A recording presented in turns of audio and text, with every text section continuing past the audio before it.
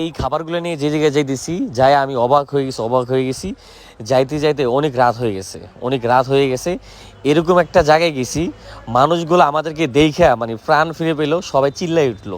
তবে দুঃখের বিষয়ে যাদের ভোট ছিল তাদের কাছে ভোট চাইয়া না পেয়া শেষ পর্যন্ত কলা গাছ দিয়ে ভেড়ে বানাইলাম, ভেড়ে নিয়ে যাইতেছি সেই জায়গায়। তবে সাপ থাকে, ঝোঁক থাকে, অনেক কিছু থাকে, সেই ভয়ে কিন্তু কোনো কাজ করতেছিল না। টেনশন একটাই, ঠিকমতো যেন মানুষদেরকে খাবারগুলো পৌঁছে দিতে পারি।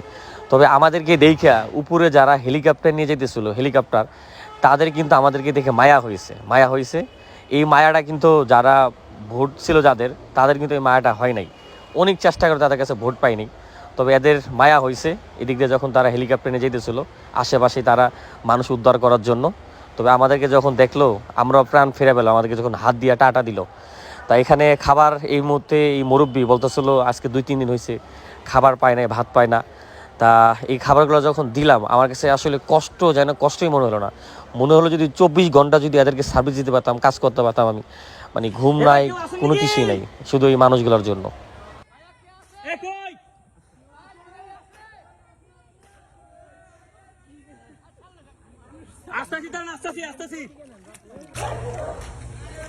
এদিকে কি আমার এই যে এগুলো ফেনা এই পাশে দিয়ে আসেন।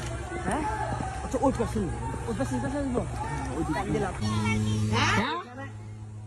এই 7-8 জন আছে এখানে। 7-8 জন এখানে 4টা 5টা 10টা দেন 6টা এত পানি হয়েছে যে শির ডুবে গেছে। তা শির ডুবার কারণে দেখেন জানলা দিয়ে কিন্তু মই বানাইয়া এদিক দিয়ে কিন্তু উপরে উঠতেছে, এত পরিমাণ পানি।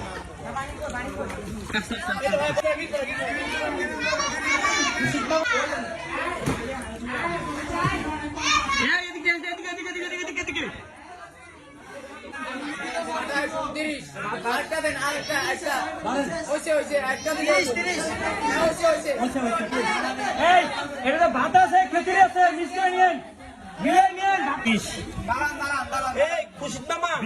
ভাই টান